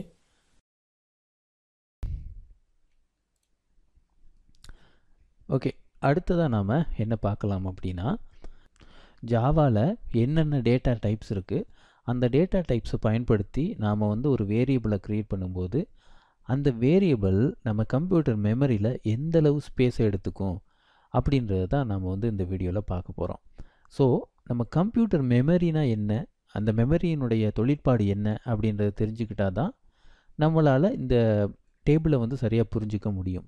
ஸோ நான் வந்து என்ன பண்ண போகிறேன் அப்படின்னா முதலாவதாக ஒரு கம்ப்யூட்டர் மெமரினா என்ன அப்படின்றத சுருக்கமாக பார்த்துடலாம். ஓகே, அதாவது நாம் பயன்படுத்தக்கூடிய கம்ப்யூட்டருக்குள்ளே பார்த்தோம் அப்படின்னா முக்கியமான 3 கம்பனன்ட்ஸ் வந்து இருக்குது. அதுதான் முதலாவது CPU அப்படின்னு சொல்லுவோம். இப்போது நீங்கள் வந்து பார்க்குறீங்கல்ல, இங்கே ஃபஸ்ட்டாக இது. ரெண்டாவது வந்து பார்த்திங்கன்னா ரேண்டம் ஆக்சஸ் மெமரி அப்படின்னு நம்ம சொல்லுவோம். மூணாவது வந்து பார்த்திங்கன்னா ஹார்ட் டிஸ்க் அப்படின்றது. இப்போ கம்ப்யூட்டருக்குள்ளே இருக்கக்கூடிய எல்லாமே முக்கியமான கம்பனன்ட்ஸ் தான். இருந்தாலும் நம்ம வந்து இதை வந்து எப்படி பார்க்குறோம் அப்படின்னா ரொம்ப ரொம்ப முக்கியமான காம்பனன்ட்ஸாக பார்க்குறோம். ஸோ இங்கே வந்து பார்த்தீங்க அப்படின்னா இது மூணும் எதுக்காக பயன்படுத்தப்படுது அப்படின்னா நமக்கு தெரியும் ப்ராசஸர் அப்படின்றது ஒரு ஹியூமனுக்கு ஒரு மனிதனுக்கு வந்து அதனுடைய மூளை வந்து எவ்வளோ முக்கியமோ அதே மாதிரி கம்ப்யூட்டருக்கும் வந்து இந்த CPU அப்படின்றது ரொம்ப ரொம்ப முக்கியம். ஸோ ஒரு கம்ப்யூட்டர் செயற்படுது அப்படின்னா அதற்கான காரணமே CPU அப்படின்றது தான். சரியா? ரெண்டாவது வந்து பார்த்தீங்க அப்படின்னா ஹார்ட் டிஸ்க்கை நம்ம பார்த்துடலாம். ஹார்ட் டிஸ்க் வந்து பார்த்தீங்க அப்படின்னா பெர்மனண்ட் ஸ்டோரேஜ்க்காக நம்ம வந்து பயன்படுத்துகிறோம். சரியா? இப்போது SSD இதெல்லாமே கூட இருக்குது. நம்ம வந்து ஹார்ட் டிஸ்க்கை மட்டுமே பார்த்தோம் அப்படின்னா நமக்கு வந்து போதுமானது. இப்போது ஹார்ட் டிஸ்க் வந்து பார்த்திங்கன்னா நம்ம டேட்டாஸை வந்து ஸ்டோர் பண்ணிக்கிறதுக்கு, அதாவது மூவிஸாக இருக்கலாம், வேர்ட் ப்ராசஸிங் ஃபைல்ஸாக இருக்கலாம், எக்ஸல் ஷீட்ஸாக இருக்கலாம், இந்த மாதிரி எல்லாத்தையுமே நாம் வந்து பெர்மனண்ட்டாக ஸ்டோர் பண்ணிக்கணும் அப்படின்னா அதுக்கு பயன்படுத்தக்கூடியது தான் இந்த ஹார்ட் டிஸ்க் அப்படின்றது. சரியா? இப்போது இடையில் இருக்கக்கூடிய இந்த ரேண்டம் அக்சஸ் மெமரினா என்ன அப்படின்றத நம்ம வந்து தெரிஞ்சுக்கணுன்னா இது எதுக்காக பயன்படுது அப்படின்றத நாம் தெரிஞ்சுக்கணுன்னா ஹார்ட் டிஸ்க் அண்ட் ப்ராசஸர் இது ரெண்டுக்கும் இடையில் இருக்கக்கூடிய தொடர்பை நாம் வந்து தெரிஞ்சுக்கணும். இப்போது நம்ம வந்து பார்த்தோன்னா CPU வந்து ப்ராசஸ் பண்ணணும், அதாவது டேட்டாவை ப்ராசஸ் பண்ணணும் அப்படின்னா ஹார்ட் டிஸ்கில் இருக்கக்கூடிய டேட்டாஸ் வந்து பார்த்திங்கன்னா ப்ராசஸருக்கு போகணும். போனால் தான் CPUவால் அந்த டேட்டாஸை வந்து ப்ராசஸ் பண்ண முடியும். ஏன்னா CPUவால் நிறைய டேட்டாஸை ஸ்டோர் பண்ணி வச்சுக்க முடியாது. அதால் மிக வேகமாக முடிவுகள் எடுக்க முடியுமே தவிர கணித ரீதியான கணித செயல்பாடுகளை செய்ய முடியுமே தவிர டேட்டாஸை வந்து ஸ்டோர் பண்ணி வச்சுக்க முடியாது. ஓகேயா? அப்போது இந்த CPUக்கு எங்கேருந்து டேட்டாஸ் போகணுன்னா நம்ம பார்க்கக்கூடிய இந்த ஹார்ட் டிஸ்கிலேருந்து போகணும். இப்போது என்ன பிரச்சனை அப்படின்னா ஹார்ட் டிஸ்கால் இந்த ப்ராசஸர் இயங்குகிற வேகத்துக்கு இணையாக டேட்டாஸை அனுப்ப முடியாது. அதுதான் முக்கியமான பிரச்சனையாக இருக்குது. ஏன்னா அதனுடைய ஆர்கிடெக்சர் அப்படி தான் இருக்கும். நம்ம வந்து இந்த ஹார்ட் டிஸ்கினுடைய ஆர்கிடெக்சர் பற்றிலாம் இப்போதைக்கு பேச வேணாம். ஏன்னா நம்ம அதை பற்றி பேசணும் அப்படின்னா ரொம்ப டீப்பாக போக வேண்டியிருக்கும் அதுக்குள்ளே. சரியா? இப்போது நான் வந்து சொல்லக்கூடிய விஷயம் என்ன அப்படின்னா அதாவது ப்ராசஸர் அப்படின்றது வந்து பார்த்திங்கன்னா ரொம்ப ரொம்ப வேகமாக இயங்கக்கூடிய ஒரு கம்பனண்ட். இந்த கம்பனண்ட் இயங்கணும் அப்படின்னா அதுக்கு தேவையான டேட்டாஸை ஹார்ட் டிஸ்கிலேருந்து அது எடுக்கணும். ஹார்ட் டிஸ்கால் ப்ராசஸர் இயங்கக்கூடிய வேகத்துக்கு இணையாக என்ன பண்ண முடியாது அப்படின்னா டேட்டாஸை அனுப்ப முடியாது. ஸோ அதுக்காக தான் இதுக்கு இடையில் வந்து பார்த்திங்கன்னா ரேண்டம் அக்சஸ் மெமரி அப்படின்ற ஒரு விஷயம் வந்து வந்துச்சு. ஸோ ப்ராசஸர் வந்து என்ன செய்யும் அப்படின்னா ஒரு டேட்டாவை பயன்படுத்திக்கணும் அப்படின்னா ஹார்ட் டிஸ்கில் இருக்கக்கூடிய அந்த டேட்டாவை முதலாவது என்ன பண்ணும் அப்படின்னா ரெம்முக்கு லோட் பண்ணும். ஓகே? இப்போது ஒரு VLC மீடியா பிளேயரை எடுத்துக்கிட்டோம் அப்படின்னா கூட அந்த VLC மீடியா பிளேயரை நம்ம ஓப்பன் பண்ணும்போது என்ன பண்ணுன்னா ஹார்ட் டிஸ்கில் இருக்கக்கூடிய அந்த VLC மீடியா பிளேயரை ரன் பண்ணுறதுக்கு தேவையான ஃபைல்ஸ் எல்லாமே டேட்டாஸ் எல்லாமே ரேண்டம் அக்சஸ் மெமரிக்கு முதல்ல லோட் ஆகும். அதுக்கு பிறகு தான் என்ன பண்ணும் அப்படின்னா ப்ராசஸர் அந்த டேட்டாஸை பயன்படுத்தி நமக்கு வந்து அவுட்புட்டை கொண்டு வந்து கொடுக்கும். ஸோ அதை வந்து நம்ம இன்னும் கூட கொஞ்சம் தெளிவாக பார்த்துடலாம். ஓகே? இங்கே வந்து பாருங்கள், என்னுடைய டெஸ்க்டாப்பில் வந்து VLC மீடியா பிளேயர்னுடைய ஷார்ட்கட் வந்து இருக்குது. இது வந்து ஆக்சுவல் VLC மீடியா பிளேயர் இல்லை, ஆக்சுவல் VLC மீடியா பிளேயர்னுடைய ஷார்ட்கட். அப்போ உண்மையான மீடியா பிளேயர் எங்கே இருக்கும் அப்படின்னா ஹார்ட் டிஸ்கில் ஏதாவது ஒரு இடத்துல ஸ்டோர் ஆகியிருக்கும். ஸோ அதுக்கு வந்து இங்கே பாருங்கள், நான் ரைட் கிளிக் பண்ணி ஓப்பன் ஃபைல் லொக்கேஷன் அப்படின்னு கொடுத்தேன்னா ப்ரோக்ராம் ஃபைல்ஸ்குள்ளே வீடியோ லேன் அப்படின்ற ஒரு ஃபோல்டருக்குள்ளே PLC அப்படின்ற இன்னொரு ஃபோல்டருக்குள்ளே தான் வந்து பார்த்திங்கன்னா உண்மையிலேயே இந்த VLC மீடியா பிளேயர் வந்து ஸ்டோர் பண்ணப்பட்டிருக்கு. ஓகேயா? இப்போது இந்த VLC மீடியா பிளேயரை நான் வந்து ஓப்பன் பண்ணேன் அப்படின்னா அது என்ன பண்ணுன்னா ஹார்ட் டிஸ்கில் இருக்கக்கூடிய அந்த டேட்டாஸ் ரேண்டம் அக்சஸ் மெமரிக்கு லோட் ஆகி அதுக்கு பிறகு தான் ரன் ஆக ஆரம்பிக்கும். ஸோ இங்கே வந்து பாருங்கள், டாஸ்க் மேனேஜருக்கு போகிறேன். டாஸ்க் மேனேஜரில் போய்ட்டு பார்த்தோம் அப்படின்னா இங்கே வந்து பாருங்கள், இந்த ப்ராசஸஸ் அப்படின்ற டேப் இருக்குல்ல, இதுக்குள்ளே நீங்கள் இங்கே பார்க்கலாம் இப்போது கரண்ட்லி என்னென்ன சாஃப்ட்வேர்ஸ் எல்லாமே ரன் ஆகிக்கிட்டு இருக்கு அப்படின்றத நீங்கள் வந்து பார்க்கலாம். இங்கே இருக்கக்கூடியதில் பெரும்பாலானது பார்த்திங்கன்னா ஆப்ரேட்டிங் சிஸ்டத்துக்கு தேவையானதாக இருக்கும்.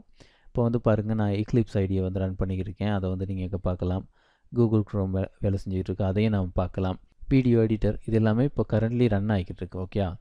இப்போது இங்கே வந்து பாருங்கள், இந்த லிஸ்ட்டில் VLC மீடியா பிளேயர் அப்படின்ற ஒரு விஷயமே இல்லை. சரியா? ஸோ இங்கே வந்து நம்ம இன்னொரு விஷயம் பார்க்கலாம். இங்கே இயங்கக்கூடிய ஒவ்வொரு அப்ளிகேஷனும் அது CPUவை எவ்வளோ பயன்படுத்திக்குது, மெமரியை எவ்வளோ பயன்படுத்திக்குது, ஹார்ட் டிஸ்கை எவ்வளோ பயன்படுத்திக்குது அப்படின்றத வந்து நம்மளால் பார்க்க முடியுது. ஓகே? இப்போது கூகுள் க்ரோம் வந்து பாருங்கள், இங்கே 446.8 MB இந்த மாதிரி ஒரு சைஸை வந்து கம்ப்யூட்டர் ரேமில் வந்து எடுத்துகிட்ருக்கு. இப்போது நான் வந்து என்ன பண்ண போகிறேன்னா VLC மீடியா பிளேயரை ரைட் கிளிக் பண்ணி ஓப்பன் பண்ணேன் அப்படின்னா இங்கே வந்து பாருங்கள், இந்த லிஸ்ட்டில் VLC மீடியா பிளேயரும் வந்து சேர்ந்துருச்சு. ஹார்ட் டிஸ்க் வந்து கொஞ்சம் அதிகமாக இயங்குறதை நம்ம பார்க்க முடியும். ஆனால் அந்த டேட்டாஸ் அனுப்பி முடிச்சதுக்கு பிறகு பாருங்கள் ஹார்ட் டிஸ்க் வந்து அதனுடைய செயற்பாடை குறைச்சிக்குது. இப்போ வந்து 3%க்கு வந்து இறங்கி வந்துருச்சு. ஆனால் இங்கே வந்து பாருங்கள் மெமரியை பொறுத்த வரைக்கும் அதனுடைய செயற்பாடு அப்படியே தான் இருக்குது. இங்கே வந்து பார்த்தீங்கன்னா அது 10.9 MB அப்படின்ற சைஸை இந்த VLC மீடியா பிளேயர் மெமரியில் எடுத்திருக்கு. அது அப்படியே தான் இருக்கும். சரியா? இப்போது இந்த VLC மீடியா பிளேயரை நான் க்ளோஸ் பண்ணேன் அப்படின்னா இந்த மெமரியில் அது எடுத்துக்கிட்ட ஸ்பேஸை வந்து விட்டுட்டு அது வந்து போயிடும். ஓகே, அந்த மெமரி ஸ்பேஸ் வந்து பார்த்தீங்கன்னா கிளியர் ஆயிரும். நான் வந்து பாருங்கள் க்ளோஸ் பண்ணுறேன். இங்கே வந்து பாருங்கள் உடனே VLC மீடியா பிளேயர் வந்து டிஸப்பியர் ஆயிடுச்சு. ஓகே, அப்போது எப்படி ஒரு VLC மீடியா பிளேயரை வந்து நாம் ரன் பண்ணும்போது அது அதனுடைய ஸ்பேஸை மெமரியில் எடுத்துக்குதோ அதே மாதிரி தான் நீங்கள் வந்து பார்த்தீங்க அப்படின்னா நாம் வந்து ஒரு ஜாவா அப்ளிகேஷனை டெவலப் பண்ணோம் அப்படின்னா அந்த அப்ளிகேஷனை ரன் பண்ணும்போதும் அதுவும் வந்து அப்படி தான் நம்மளுடைய கம்ப்யூட்டர் மெமரியில் ஸ்பேஸை எடுத்துக்கும். ஸோ அப்போ நம்ம வந்து க்ரியேட் பண்ணக்கூடிய ஒவ்வொரு வேரியபிளுக்கும் பார்த்தீங்க அப்படின்னா நாம் பயன்படுத்தக்கூடிய டேட்டா டைப்க்கு ஏற்ற மாதிரி அது வந்து பார்த்திங்கன்னா அதனுடைய ஸ்பேஸை வந்து எடுத்துக்கும். சரியா? இப்போது நம்ம வந்து அந்த டேபிளை வந்து பார்த்துடலாம். ஸோ அந்த வகையில் நீங்கள் வந்து இங்கே பார்க்கலாம் பைட் அப்படின்ற டேட்டா டைப்பை பயன்படுத்தி நாம் ஒரு வேரியபிளை க்ரியேட் பண்ணோன்னா அதுக்கு வந்து ஒரு பைட் ஸ்பேஸ் வந்து கம்ப்யூட்டர் மெமரியிலேருந்து எடுத்துக்கும். அதில் வந்து நம்ம ஸ்டோர் பண்ணக்கூடிய பெறுமதிகளை நம்ம வந்து இங்கே பார்க்கலாம். -1 to 8லேருந்து +1 to 7 வரைக்கும் நம்ம வந்து ஸ்டோர் பண்ண முடியும். ஏன் இங்கே வந்து பார்த்தீங்கன்னா 1 to 8 வரைக்கும் ஸ்டோர் பண்ண முடியலை அப்படின்னா இதுக்கு இடையில் 0 அப்படின்ற ஒரு வேல்யூ இருக்கும் பாருங்கள். ரைட், 0வையும் நம்ம வந்து ஸ்டோர் பண்ண வேண்டி வர்றதுனால நமக்கு வந்து பார்த்திங்கன்னா -1 to 8லேருந்து +1 to 7 வரைக்கும் தான் ஸ்டோர் பண்ண முடியும். ஓகே, அடுத்து ஷோட் அப்படின்ற டேட்டா டைப்பை பயன்படுத்தணுன்னா அதுக்கு 2 பைட்ஸ் போகும். ஸோ அதில் நம்ம வந்து ஸ்டோர் பண்ணக்கூடிய மினிமம் அண்ட் மேக்ஸிமம் நம்பர்ஸை வந்து நம்ம இங்கே வந்து பார்க்கக்கூடியதாக இருக்குது. ரைட், அடுத்து வந்து நாம் இன்ட்டில் ஒரு வேரியபிளை க்ரியேட் பண்ணோம் அப்படின்னா அதுக்கு 4 பைட்ஸ் வந்து எடுத்துக்கும். அண்ட் நீங்கள் அதுக்கேற்ற மாதிரி பார்க்கலாம் இங்கே வந்து அதில் பெரிய ஒரு அமௌண்ட்டை வந்து நாம் ஸ்டோர் பண்ண முடியும் அப்படின்றத நம்ம வந்து பார்க்கலாம். அது நெகட்டிவாக இருக்கலாம் அல்லது பாசிட்டிவாக இருக்கலாம். ரைட், அதே மாதிரி லாங் அப்படின்ற டேட்டா டைப்பில் ஒரு வேரியபிளை க்ரியேட் பண்ணோம் அப்படின்னா அது வந்து 8 பைட்ஸை எடுத்துக்கும். அதுலேயும் வந்து பார்த்திங்கன்னா ரொம்ப ரொம்ப ஹியூஜ் அமௌண்ட்டை வந்து நம்ம ஸ்டோர் பண்ண முடியும் அப்படின்றத நம்மளால் பார்க்க முடியும். ரைட், இங்கே வந்து பாருங்கள் ஃப்ளோட் டபுள் அப்படின்ற 2 டேட்டா டைப்ஸ் இருக்குது பாருங்கள். ஃப்ளோட் வந்து 4 பைட் எடுத்துக்கும். ரைட், இதுலேயும் வந்து பார்த்திங்கன்னா இங்கே நம்ம லாங்கில் பார்த்தோம்ல அதே மாதிரி பெரிய நம்பரை வந்து நம்ம ஸ்டோர் பண்ண முடியும். இங்கே வந்து என்ன முக்கியமான விஷயம் அப்படின்னா இது எல்லாமே தசம எண்களாக இருக்கும். அது ஒன்று, ஏன்னா ஃப்ளோட் அப்படின்றது நமக்கு தெரியும் தசம எண்களை ஸ்டோர் பண்ணுறதுக்காக பயன்படுத்தக்கூடிய ஒரு டேட்டா டைப். அண்ட் இதில் வந்து முக்கியமாக பார்க்கக்கூடிய ஒரு விடயம் என்ன அப்படின்னா ஒரு குறிப்பிட்ட இலக்கத்தில் இருக்கக்கூடிய தசமதானத்துக்கு பின்னாடி 6 அல்லது 7 டிஜிட்ஸ் தான் இந்த டெசிமல் பாயிண்ட்டுக்கு பிறகு இருக்கும். சரியா? அதை நம்ம எப்படின்னு பார்த்துருவோம். அண்டு டபுளில் வந்து பார்த்திங்கன்னா 8 பைட்ஸ் எடுத்துக்கும். 15 அல்லது 16 டிஜிட்ஸ் வந்து டெசிமல் பாயிண்ட்டுக்கு பிறகு இருக்கும். சரியா? அண்டு பூலியனை பொறுத்த வரைக்கும் ஒரே ஒரு பிட் போதும். ஏன் அப்படின்னா அதில் ட்ரூ அல்லது ஃபால்ஸ் இந்த மாதிரி 2 வேல்யூ தான் ஸ்டோர் பண்ண முடியும். ஸோ ஒரே ஒரு பிட் போதும். சார் வந்து பார்த்திங்கன்னா 2 பைட்ஸ் எடுத்துக்கும். அதில் வந்து பார்த்திங்கன்னா நமக்கு தெரியும் ஏற்கனவே பார்த்த மாதிரி ஒரே ஒரு எழுத்தை தான் நம்மளால் ஸ்டோர் பண்ண முடியும். நம்ம இப்போ வந்து இதில் என்ன பண்ண போகிறோம் அப்படின்னா இந்த டெசிமல் பாயிண்ட்டுக்கு பிறகு எத்தனை நம்பர்ஸ் வருது அப்படின்றத நம்ம வந்து பார்த்துடலாம். இதை மட்டும் பார்த்தோம் அப்படின்னா நமக்கு வந்து இப்போதைக்கு போதும். ரைட், இங்கே வந்து பாருங்கள் நான் வந்து ஃப்ளோட் அப்படின்ற ஒரு டேட்டா டைப்பில் ஒரு வேரியபிளை க்ரியேட் பண்ணுறேன். இப்போது இங்கே வந்து நீங்கள் பார்க்கலாம் ஃப்ளோட் அப்படின்ற டேட்டா டைப்பில் ஒரு வேரியபிளை க்ரியேட் பண்ணியிருக்கேன். அது வந்து num1 அப்படின்னு இருக்குது. இதில் வந்து என்ன பண்ணியிருக்கேன் அப்படின்னா 10.0 அப்படின்ற ஒரு ஃப்ளோட் நம்பரை ஸ்டோர் பண்ணியிருக்கேன் இதில். அதே நேரத்தில் நான் வந்து என்ன பண்ணுறேன்னா இந்த நம்பரை 3ஆல் பிரிக்கிறேன். ஓகே, 3ஆல் நமக்கு தெரியும் 10 பிரித்தோம் அப்படின்னா இன்ஃபினிட்டாக நம்பர்ஸ் போய்கிட்டே இருக்கும். ஆனால் நமக்கு வந்து என்ன ஆகுது அப்படின்னா இங்கே டெசிமல் பாயிண்ட்டுக்கு பிறகு 7 இலக்கங்கள் தான் இருக்குது. ஸோ அந்த வகையில் பார்த்தோம் அப்படின்னா ஃப்ளோட் அப்படின்ற டேட்டா டைப்பை பயன்படுத்தி ஒரு வேரியபிளை க்ரியேட் பண்ணோம் அப்படின்னா அதனுடைய டெசிமல் பாயிண்ட்டுக்கு பிறகு 6 அல்லது 7 இலக்கங்கள் தான் வரும் அப்படின்றத நம்ம வந்து ஞாபகத்தில் வச்சுக்கணும். ஸோ இங்கே வந்து நான் என்ன பண்ண போகிறேன் அப்படின்னா டபுள் அப்படின்னு கொடுக்குறேன். ஓகே, டபுள் இதை வந்து நான் வந்து ரன் பண்ணேன் அப்படின்னா இங்கே வந்து பாருங்கள் இப்போது இதில் வந்து பார்த்திங்கன்னா 16 அல்லது 15 அல்லது 16 இலக்கங்கள் வந்து இந்த டெசிமல் பாயிண்ட்டுக்கு பிறகு இருக்கும். ஓகே, அவ்வளோதான். ரைட், ஓகே, இப்போது நம்ம வந்து ஏற்கனவே கம்ப்யூட்டர் மெமரி வந்து எதுக்கு பயன்படுத்தப்படுது அப்படின்றத நம்ம பார்த்துட்டோம். ஸோ ஒரு டேட்டா டைப்பில் நம்ம வந்து ஒரு வேரியபிளை க்ரியேட் பண்ணான்னா அந்த வேரியபிள் எந்த அளவு ஸ்பேஸை கம்ப்யூட்டர் மெமரியில் எடுத்துக்கும் அப்படின்றதையும் நான் வந்து சொல்லியிருந்தேன். ஸோ இப்போ வந்து நாம் என்ன பார்க்க போகிறோம் அப்படின்னா ஒரு கம்ப்யூட்டர் மெமரியில் எப்படி அதனுடைய ஸ்பேஸை எடுத்துக்குது அப்படின்றத நம்ம வந்து பார்க்க போகிறோம். ஸோ கம்ப்யூட்டர் மெமரிக்குள்ளே என்ன இருக்குன்னு பார்த்தீங்கன்னா நிறைய மெமரி செல்ஸ் தான் இருக்கும்.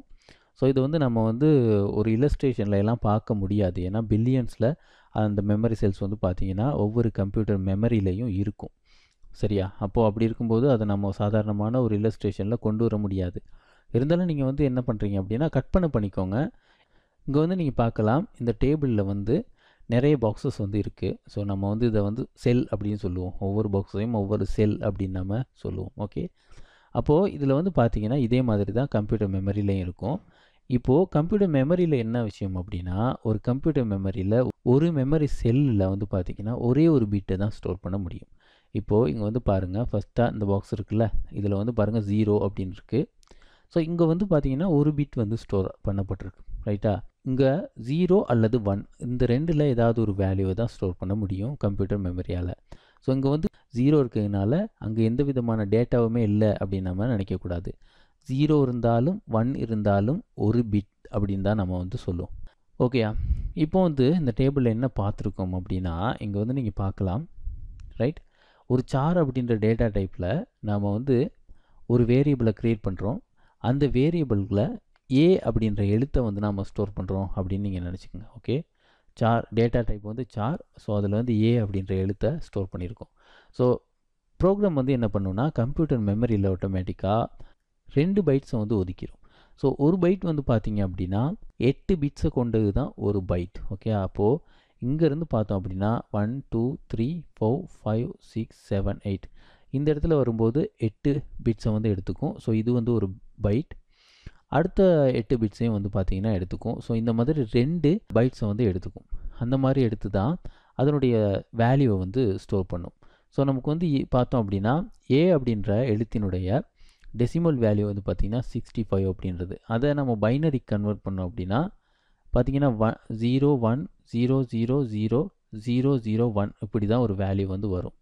இப்போ ஜாவா வந்து பார்த்திங்கன்னா 2 பைட்ஸ் எடுத்துக்கும் அப்படின்றதுனால ஒரு எழுத்து ஸ்டோர் பண்ணுறதுக்கு அதுக்கு முன்னாடி இருக்கக்கூடிய 8 பிட்ஸுக்கும் நம்ம வந்து பாருங்கள் 0 அப்படின்னு ஃபில் பண்ணியிருக்கோம். ஸோ இந்தளவு ஸ்பேஸை வந்து எடுத்துக்கும்.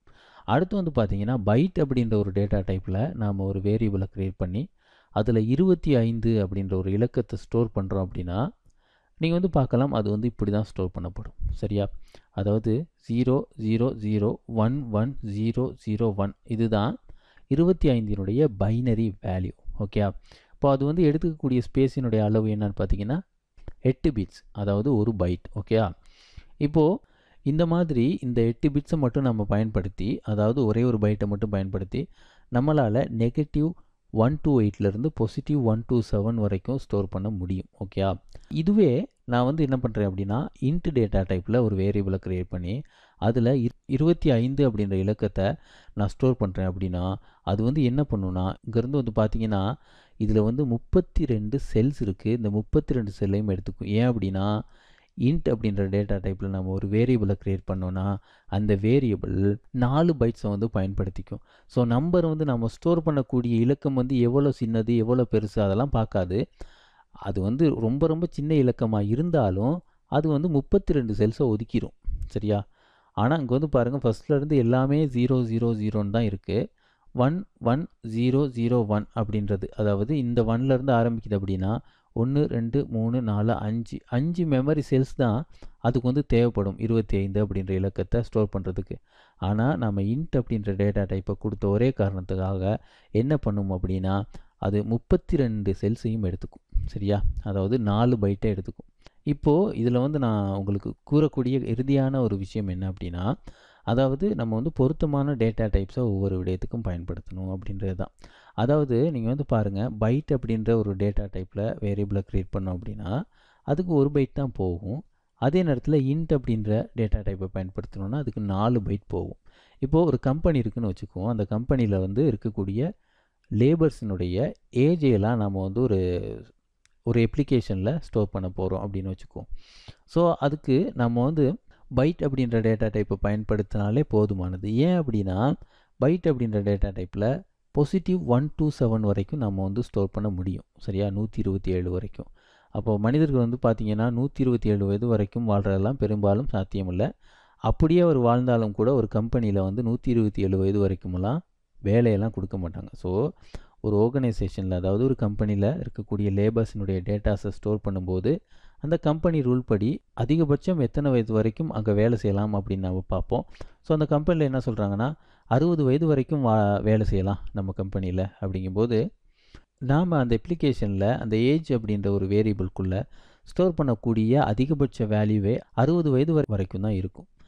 அப்போது அந்த மாதிரி 10 பேரினுடைய ஏஜ் டீட்டெயில்ஸ் நம்ம வந்து ஸ்டோர் பண்ணும்போது நம்ம வந்து பைட் அப்படின்ற டேட்டா டைப்பை பயன்படுத்தணும்னா நமக்கு வந்து 10 பைட் தேவைப்படும் கம்ப்யூட்டர் மெமரியில். இதவே இன்ட் அப்படின்ற டேட்டா டைப்பை பயன்படுத்தி ஸ்டோர் பண்ணோம் அப்படின்னா நமக்கு 40 பைட் வந்து தேவைப்படும். ஓகே, அப்போது நீங்கள் வந்து பார்த்தீங்கன்னா ஒரு நபருடைய வயதை வந்து ஸ்டோர் பண்ணும்போது பைட் அப்படின்ற டேட்டா டைப்புக்கு பதிலாக இன்ட் அப்படின்ற டேட்டா டைப்பை பயன்படுத்தணும்னா ஒவ்வொரு தடவையும் 3 பைட் வேஸ்ட் ஆக்கிட்டு இருக்கு அப்படின்னு அர்த்தம். ஓகே, இப்போ இருக்கக்கூடிய மாடர்ன் கம்ப்யூட்டர்ஸ்லாம் வந்து பார்த்திங்கன்னா இந்த டேட்டா டைப்லாம் ஒரு பெரிய விஷயமே இல்லை.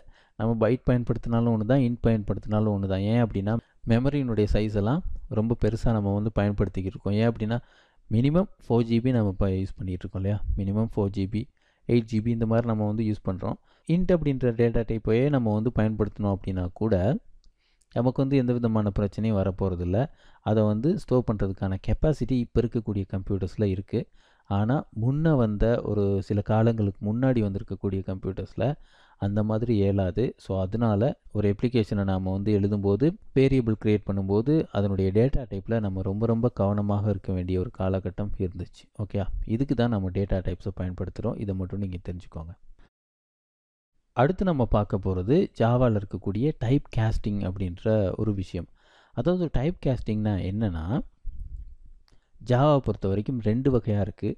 வைடனிங் கேஸ்டிங் அப்படின்றது அதை வந்து ஆட்டோமேட்டிக்காக நடக்கும் அப்படின்னு நம்ம சொல்லுவோம். நேரோ கேஸ்டிங் அப்படின்றது பார்த்திங்கன்னா மெனுவலாக பண்ண வேண்டியது.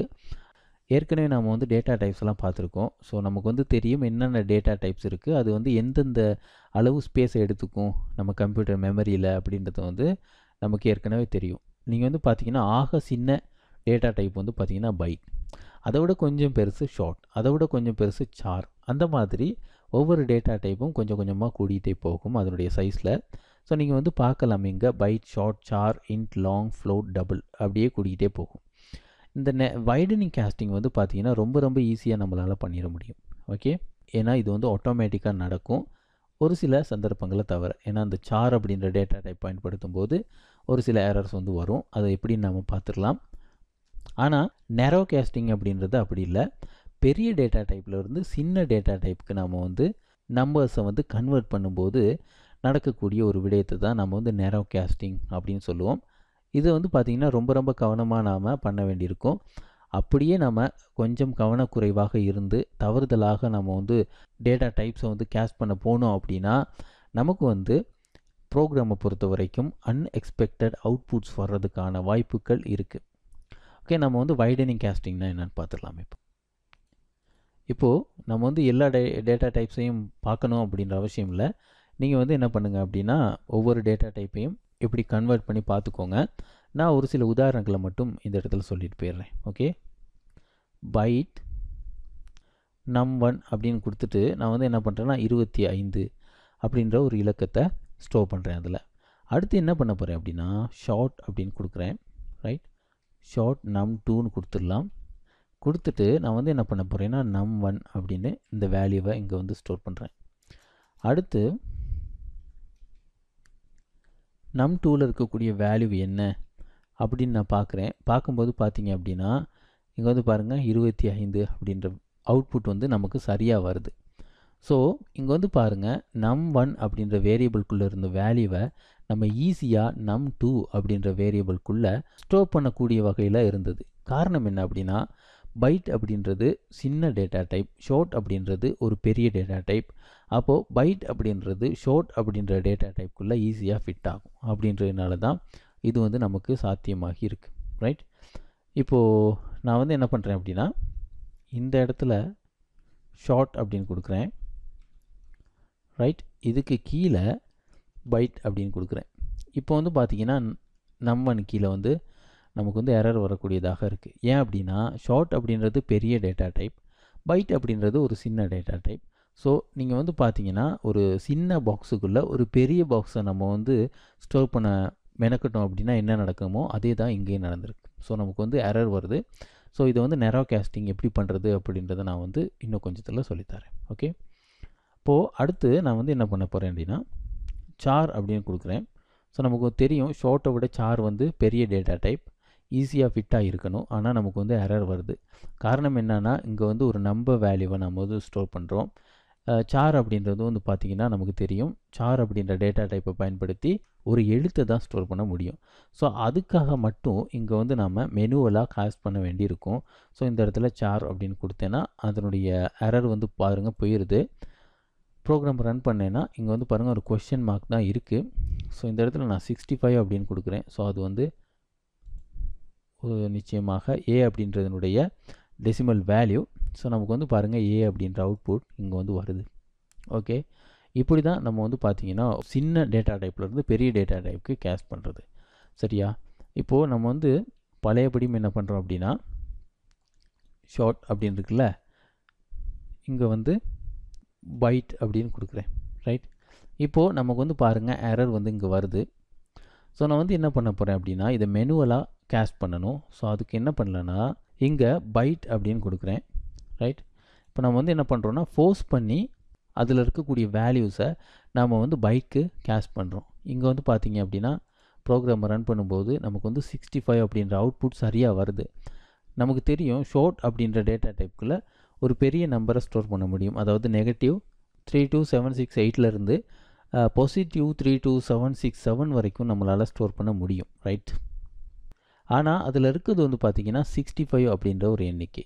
நமக்கு தெரியும் பைட் அப்படின்ற டேட்டா டைப்புக்குள்ளே நம்மளால் ஸ்டோர் பண்ணக்கூடிய அதிகபட்ச எண்ணிக்கை என்ன அப்படின்னா பாசிட்டிவ் 127. ஓகே, 127 வரைக்கும் தான் ஸ்டோர் பண்ண முடியும். இப்போது நான் வந்து என்ன பண்ண போகிறேன்னா 130 அப்படின்னு கொடுக்குறேன். ரைட், கொடுத்துட்டு ப்ரோக்ராமை ரன் பண்ணுறேன். ரன் பண்ண பாருங்கள் -126 அப்படின்னு வருது. அடுத்து வந்து நான் என்ன பண்ண போகிறேன் அப்படின்னா 500 அப்படின்னு கொடுக்குறேன். கொடுத்துட்டு ப்ரோக்ராமை ரன் பண்ணேன் அப்படின்னா பாருங்கள் -12 அப்படின்னு வந்திருக்கு. இப்போ 5000 அப்படின்னு கொடுத்தேன்னா -120 அப்படின்னு வந்திருக்கு. சரியா, இப்போது 127 அப்படின்னு கொடுப்போம். 127 இது வரைக்கும் பார்த்தீங்க அப்படின்னா நம்ம நினைக்கிற மாதிரி அவுட்புட் வந்து வரும். ஏன்னா பைட்டில் வந்து 127 வரைக்கும் தான் ஸ்டோர் பண்ண முடியும். நீங்கள் அதை தாண்டி ஒரு நம்பர் கூட போயிட்டீங்கன்னா கூட 128க்கு நம்ம போகிறோம் அப்படின்னா கூட நமக்கு வந்து பார்த்திங்கன்னா அன்எக்ஸ்பெக்டட் அவுட்புட் தான் இங்கே வந்து வரும். சரியா, அப்போது இதுதான் இந்த நெரோ கேஸ்டிங்கில் இருக்கக்கூடிய ஒரு பிரச்சனை. ஸோ நீங்கள் வந்து என்ன பண்ணணும் அப்படின்னா இங்கே இருக்கிற மாதிரி இதை வந்து நீங்கள் ஒரு நோட் பண்ணி வச்சுக்கோங்க. நோட் பண்ணி வச்சுட்டு ஒவ்வொரு டேட்டா டைப்லேயும் ஒவ்வொரு வேரியபிளை க்ரியேட் பண்ணி அதை வந்து மற்ற டேட்டா டைப்ஸ்க்கு கன்வெர்ட் பண்ணி பாருங்கள். என்ன மாதிரியான அவுட்புட் வருது அப்படின்றத நீங்கள் வந்து பாருங்கள். ஸோ இதுதான் வைடனிங் கேஸ்டிங் அப்படின்றதும் இது ஆட்டோமேட்டிக்காக நடக்கக்கூடியது. நெரோ கேஸ்டிங் அப்படின்றதும். ரைட், வைடனிங் கேஸ்டிங்கிறது சின்ன டேட்டா டைப்லேருந்து பெரிய டேட்டா டைப்புக்கு கன்வெர்ட் பண்ணுறது. நெரோ கேஸ்டிங் அப்படின்றது பெரிய டேட்டா டைப்ஸ்லேருந்து சின்ன டேட்டா டைப்ஸ்க்கு நம்ம வந்து கன்வெர்ட் பண்ணுறது. ஓகே, இந்த யூடியூப் சேனலில் இருக்கக்கூடிய எல்லா வீடியோஸும் உங்களுக்கு ரொம்ப பயனுள்ளதாக இருக்கும் அப்படின்னு நான் நம்புகிறேன். இதே போல் இன்னொரு பயனுள்ள வீடியோவோட நான் உங்களை அடுத்த தடவை சந்திக்கிறேன். அதுவரையில் விடைபெற்றுக் கொள்கிறேன். நன்றி, வணக்கம்.